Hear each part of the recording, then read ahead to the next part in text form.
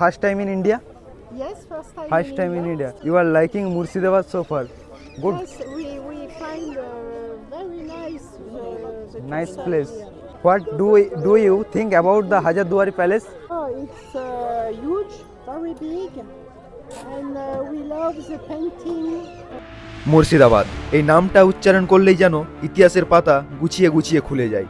নবাবদের রাজত্ব, ক্ষমতা, ষড়যন্ত্র, যুদ্ধ এসব মিলিয়ে বাংলার এক বিশাল অধ্যায় লুকিয়ে আছে এই মাটির ভেতরে।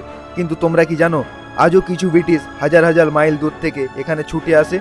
আমরা ভাবি ইতিহাস তো আমাদের, কিন্তু তারা বলে এই মুর্শিদাবাদ নাকি তাদের অতীতের একটা বড় আয়না। কারণ আমাদের ভারতবর্ষের ইতিহাস যেন অগাধ ও প্রাচীন, ঠিক তেমনই আমাদের এই বাংলা একসময় ছিল ইংরেজদের শাসনের কেন্দ্রবিন্দু।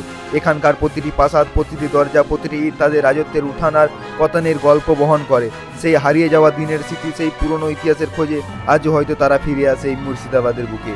এই শহরটা শুধু আমাদের নয়, অনেকে বিদেশির চোখে এই শহরের ইতিহাসটা এক জীবন্ত অধ্যায়। বাংলায় এখন শীতের আগমন, আর এই সুযোগে একবার হয়ে যাক আমাদের বাংলার মুর্শিদাবাদ ভ্রমণ। নমস্কার বন্ধুরা, আমি বিপ্লব। আরও একটি নতুন ভিডিওতে তোমাদেরকে স্বাগত জানাচ্ছি। আজ আমি যাত্রাটা শুরু করতে চলেছি এখন প্রত্যেকবারের মতো বহরমপুর কোর্ট রেলওয়ে স্টেশন থেকে। এখন আমি দাঁড়িয়ে আছি বহরমপুর কোর্ট স্টেশনের 1 নম্বর প্ল্যাটফর্মে। এখান থেকেই শুরু আজকের যাত্রা। আমার ট্রেন কৃষ্ণনগর লালগোলা মেমুজ প্যাসেঞ্জার 12টা বেজে 14 মিনিটে। দেখতে দেখতেই চোখের সামনে ট্রেনটা ধীরে ধীরে প্ল্যাটফর্মে এসে দাঁড়ালো। ভেতরে উঠতেই 2 মিনিটের মধ্যেই ট্রেনটি বহরমপুর থেকে ছাড়লো গন্তব্য মুর্শিদাবাদের দিকে। এই পথে মাত্র একটি স্টেশন পড়বে কাশিমবাজার। তারপরেই পৌঁছে যাব সেই শহরে যেখানে ইতিহাসের প্রতিটা অধ্যায় আজও নিঃশব্দে বেঁচে আছে।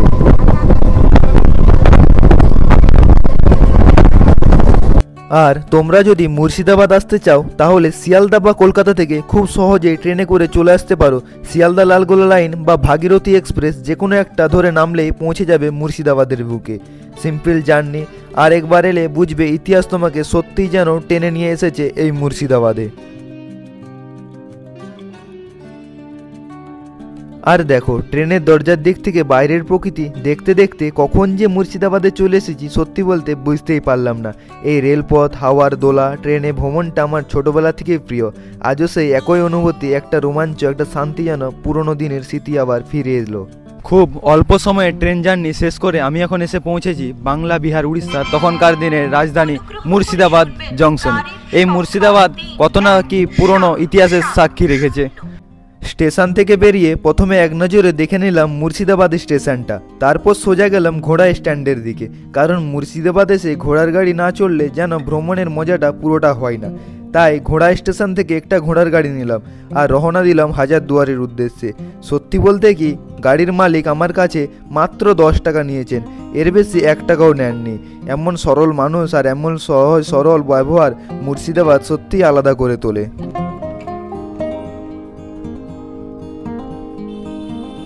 দেখতে দেখতে পৌঁছে গেলাম হাজারদুয়ারি। মেন গেটে ঢোকার আগে যে বড় গেটটা আছে তার সামনে ঘোড়ার গাড়ি থেকে নেমে আমি হাঁটতে হাঁটতে এগিয়ে গেলাম মূল প্রবেশদ্বারের দিকে। ভেতরে ঢুকেই চোখে পড়লো একটা বোর্ডে যেখানে সুন্দর করে লেখা আছে হাজারদুয়ারির ইতিহাস। আর তার ঠিক পাশেই রয়েছে টিকিট কাউন্টার।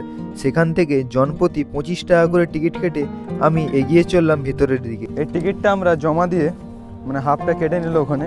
এবারে আমরা যাচ্ছি এখন হাজারদুয়ারি প্যালেসের ঠিক ভেতরের দিকে। আমরা যাব এখন হাজারদুয়ারি প্যালেসের ভেতরে, আর বাইরের দৃশ্যটা দেখাবো। আশা করি এখানে ভেতরে ভিডিও অ্যালাউ নেই, তো তাও চেষ্টা করব, দেখি কি কি দেখানো যায় তোমাদেরকে। ভেতরে ঢুকতেই চোখে পড়লো বিশাল ওপেন এরিয়া, আর ঠিক তার উপরেই দাঁড়িয়ে আছে হলুদ রঙের সেই বিশাল রাজপ্রাসাদ হাজারদুয়ারি প্যালেস। দূর থেকে দেখলেও বোঝা যায় কতটা রাজকীয় আর সুন্দর এই স্থাপনাটা। তো এখন আমি বর্তমানে দাঁড়িয়ে আছি হাজারদুয়ারি প্যালেসের ঠিক সামনে। আচ্ছা, তোমরা তো হাজারদুয়ারি দেখেছো, এবার আসল ইতিহাসটা একটু শুনে নাও। প্রথমে একটা কথা পরিষ্কার করে বলা দরকার। অনেকেই মনে করেন হাজারদুয়ারি নাকি নবাব সিরাজউদ্দৌলা তৈরি করেছিলেন, কিন্তু এটা সম্পূর্ণ ভুল ধারণা। হাজারদুয়ারি তৈরি হয়েছিল সিরাজের মৃত্যুর প্রায় 80 বছর পরে, নবাব হুমায়ুন জাহা এ আমলে 1837 সালে। অর্থাৎ এর সাথে সিরাজউদ্দৌলার কোনো সরাসরি সম্পর্ক নেই। এই প্রাসাদটি ডিজাইন করেছিলেন ব্রিটিশ আর্কিটেক্ট ডানকান ম্যাকলয়েড, এবং সে সময় মুর্শিদাবাদ ছিল প্রশাসনিকভাবে অত্যন্ত গুরুত্বপূর্ণ কেন্দ্র। নবাবদের সভা, রাজনীতি, বিচার, নথিপত্র সবাই পরিচালিত হতো এই বিশাল প্রাসাদ থেকেই। প্রাসাদের নাম হাজারদুয়ারি কেন?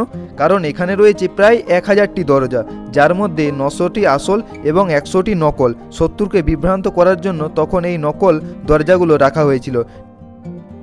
হাজারদুয়ারি প্যালেসের সামনে পৌঁছাতেই তোমাদের প্রথমে চোখে পড়বে দুপাশে দুটি বিশাল কামান এবং দুটি সিংহ মূর্তি রাখা রয়েছে। এই কামানগুলোকে বলা হয় সেলামি কামান। নবাব কিংবা ইংরেজরা যখন আদালতে বিচার কার্যে উপস্থিত হতেন তখন এই কামান থেকেই তোপ ছুড়ে তাদেরকে সম্মান জানানো হতো, সেই কারণে নাম রাখা হয় সেলামি কামান।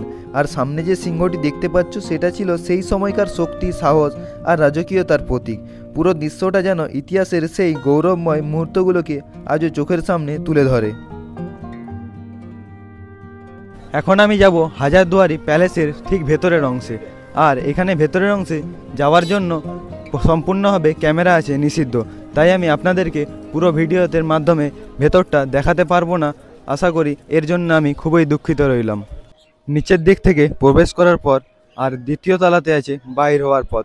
এই নিচের তলা এবং দ্বিতীয় তলাটি সাধারণ মানুষের দেখার জন্য পারমিশন আছে, এবং এই যে উপরে যে তৃতীয় তলাটি দেখতে পাচ্ছেন এই তৃতীয় তলাতে যাবার কোনো অনুমতি নেই। তোমরা যদি কখনো মুর্শিদাবাদ ভ্রমণ করতে আসতে চাও তাহলে এই হাজারদুয়ারি প্যালেসে অবশ্যই আসতে হবে, কারণ এখানে রয়েছে অসংখ্য রাজাদের জিনিস। সেখানে রয়েছে প্রথমে ঢুকতে তোমরা দেখতে পাবে ঘোড়ার গাড়ি এবং উটের গাড়ি, এবং ভেতরে রয়েছে একটি সম্পূর্ণ কুমিরের চামড়া, এবং আরও রয়েছে রাজা এদের পোশাক, রাজা বলতে নবাব যারা ছিলেন তাদের পোশাক এবং তাদের আসবাবপত্র, এবং বেগমদের যেসব ড্রেসিং টেবিল বা ছিল রূপার ড্রেসিং টেবিল এবং হাতির দাঁতের নির্মিত সকল কিছু অনেক কিছু জিনিসপত্র ছিল। হাতির দাঁতে নির্মিত দুর্গা ঠাকুর ছিল, দেবী জগদ্ধাত্রী ঠাকুর, বিভিন্ন তাজমহল সব কিছুই আছে ভেতরের মধ্যে। তোমরা যদি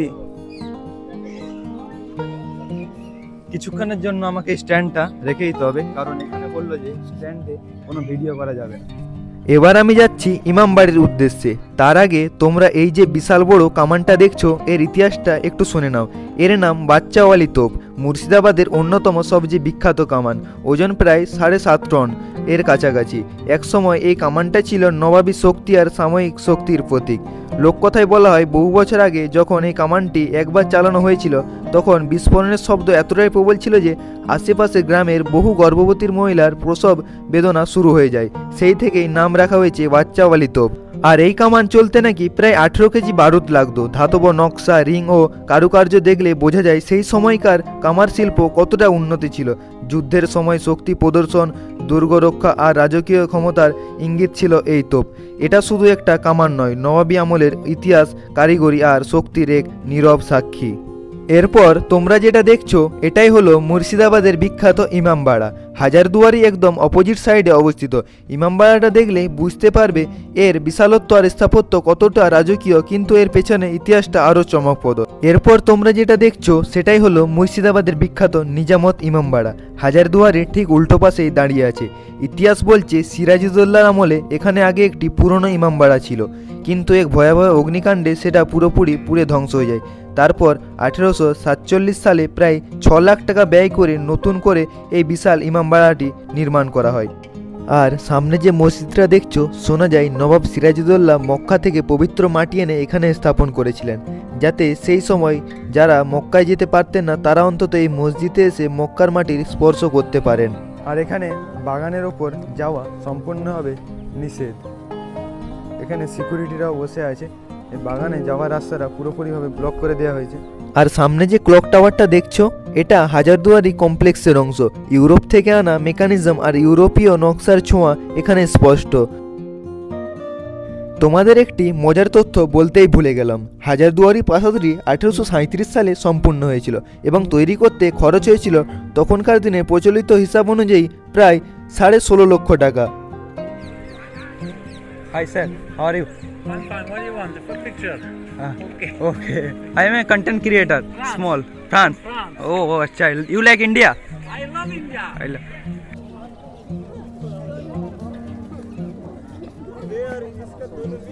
Hi ma'am. I am a small content creator on YouTube. How are you? Fine. From France. From France. Time in India? Yes, First time in India. Ah. As an interview. You are liking Murshidabad so far. Good. Yes, we find very nice. The Nice castle place. here. Very nice. Historical place. And we went before in the mosque. And we come by boat.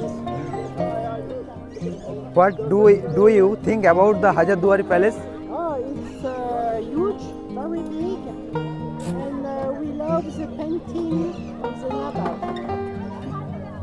Thank you. এরপর আমি কিছু বিদেশ থেকে আসা পর্যটকের সঙ্গে কথা বলে জানতে পারলাম তারা দূর ফ্রান্স থেকে এসেছে মুর্শিদাবাদে হাজারদুয়ারি ঘুরতে। সত্যি বলতে ভাবতেই অবাক লাগে আমাদের দেশের ইতিহাস জানার প্রতি তাদের এতটা আগ্রহ, কিন্তু আমরা অনেকেই নিজের দেশের নিজের বাংলার ইতিহাস জানতে খুব কম বেরোই। চলো, এতক্ষণে তো অনেক কথা অনেক গল্প হলো, হাজারদুয়ারির ইতিহাস, ইমামবাড়া, ছোট মসজিদ সব ঘুরে দেখালাম। এবার শেষ মুহূর্তে এসে ভিডিওটা শেষ করতেই হবে। আজকের এই ভ্রমণটা সত্যিই আমার কাছে দারুণ একটি অভিজ্ঞতা ছিল। তো দুপুর থেকে বেরিয়েছিলাম, একদম সন্ধ্যা পর্যন্ত ঘুরছি। তো আজকের ভিডিওটা এখানে শেষ করতে হবে। তো বন্ধুরা, যদি ভিডিওটা ভালো লাগে অবশ্যই लाइक शेयर सब्सक्राइब করে पासे देखो। तो आज के लिए बस इतना ही, मिलते हैं कोई नेक्स्ट वीडियो के साथ नया टॉपिक के साथ। तब तक के लिए जय हिंद, जय भारत, वंदे मातरम।